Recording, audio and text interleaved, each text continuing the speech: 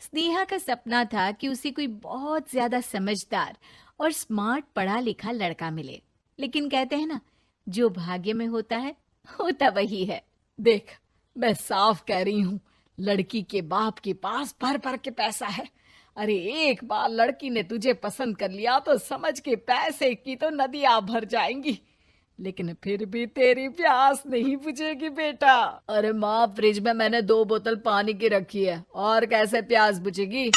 अरे पांचवी फेल, मैं बात कर रही हूँ पैसों की प्यास की। तू गवाह नहीं समझेगा इस बात को।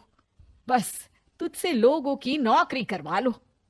वो क्या है ना आशीष की माँ, वो सीधा है, और जिसे तू लोगों की नौकरी बोल रही है ना, वो आशीष का प्यार है अपने लोगों के लिए, जिनसे वो प्यार करता है या जिनसे जुड़ा हुआ है वो।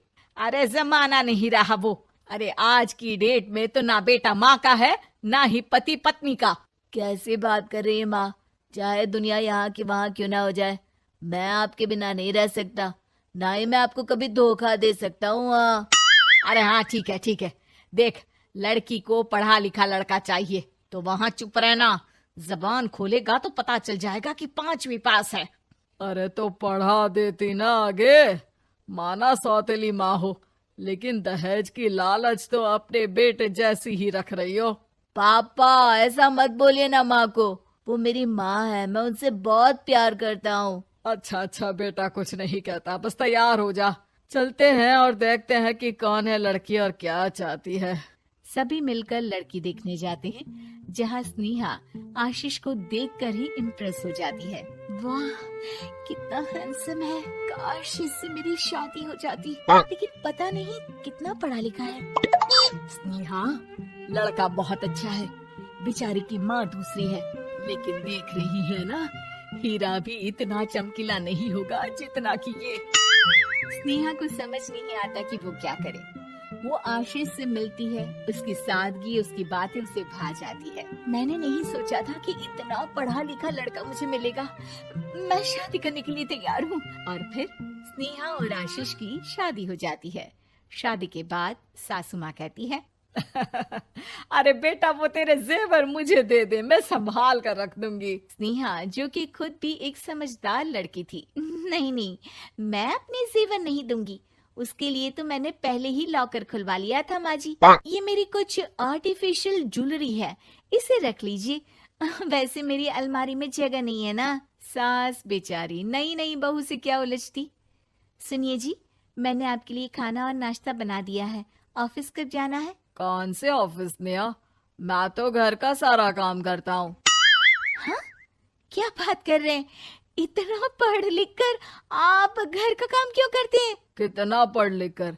मैंने तो सिर्फ 5वीं तक पढ़ाई की है। तभी वहाँ सास आ जाती है। अरे 5वीं तक भी पढ़ लिया तो समझो मेरी कृपा से, वरना तो जो इसके लक्षण थे ना, क्या बताना। अच्छा आशीष, जरा बाहर जा और भाग कर टूथपेस्ट लेकर आ। सुबह से मंजन नहीं किया। और हाँ, फिर जाकर दुकान की सफाई कर देना। तेरा छोटा भाई दुकान पर जाने को तैयार हो रहा है। स्नेहा ये सब सुनकर हैरान रह जाती है। वो सोचती है कि आखिर उससे क्या गलती हो गई जो उसके साथ ऐसा हुआ। आशीष स्नेहा के पास जाता है। सुनो, तुमको तो मैंने पहली मुलाकात में ही बताया था कि। स्नेहा आशीष की बात ही नहीं सुनना चाहती है। वो जोर से चिल्लाती है, चुप रहो बिल्कुल, गंवार कहीं के।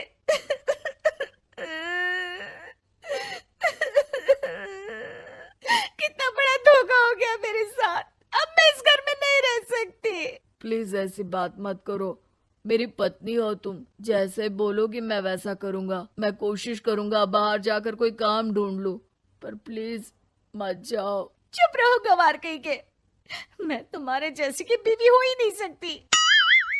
आशीष स्नेहा को लाख समझाने की कोशिश करता है, लेकिन वो अपने मायके चली जाती है। माँ चलिए ना, स्नेहा को मना कर लेकर आते हैं। अरे जाओ, बनाने जाए मेरी जूती।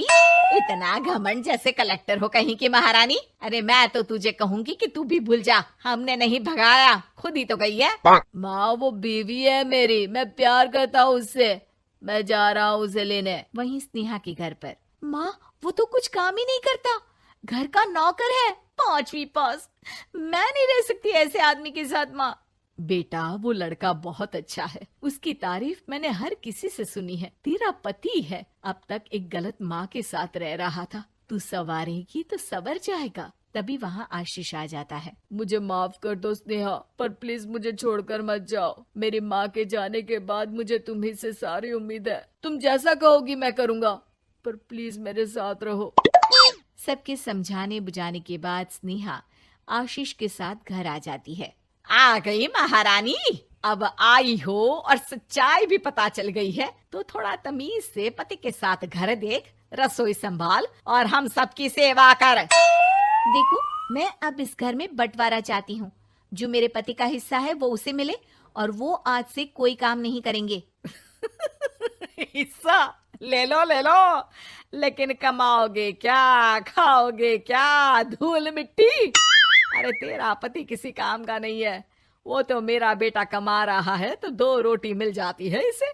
तभी वहाँ स्नेहा के ससुर आ जाते हैं। मैंने एक बंद फैक्ट्री को पहले ही आशीष के नाम कर दिया है और घर के 2 तल्ले में 1 तल्ला ले लो। मैं तो आशीष के पास रहूंगा, वकील थोड़ी देर में आता ही होगा। अरे जाओ जाओ, 2 दिन में भूख से तड़प कर सब वापस आ जाओगे। बढ़िया आई बहू बेटे वाली। फिर क्या था, स्नेहा आशीष के साथ मिलकर बंद फैक्ट्री को खोलती है और मन लगाकर काम करती है। दोनों की मेहनत रंग लाती है और आशीष अपनी मेहनत से एक सफल बिजनेसमैन बन जाता है। लेकिन एक दिन, अरे बहू बेटा आशीष, मुझे माफ कर दो, मैं भी अब तुम लोगों के साथ रहना चाहती हूँ। इस कमबख्त ने तो दुकान का बेड़ा गर्क कर दिया। वो तो आशीष था जो सारा दुकान का काम संभालता था। बेटा हमारे पास तो अब खाने को भी नहीं बचा। माँ जी, इसे कर्म के फल कहते हैं। खैर, खाना है तो आपको और आपके बेटे को काम करना पड़ेगा, समझी? हे भगवान, अब ये दिन आ गए हैं कि बहू के साथ रहने के लिए मुझे काम करना पड़ेगा। बेटा आशीष, तू ही समझाना अपनी बीवी को। पता है ना मैंने तुझे कितने प्यार से पाला है। हाँ माँ, वो तो ऐसे ही बोल रही है आपको। अरे घर में कामकाज के लिए बहुत सारे नौकर चाकर है, आप आराम से रहिए माँ। स्नेहा आशीष का अच्छा और सरल सच्चा व्यवहार देखकर मन ही मन सोचती है, मेरा पति गवार ही सही, लेकिन दुनिया का सबसे अच्छा इंसान है।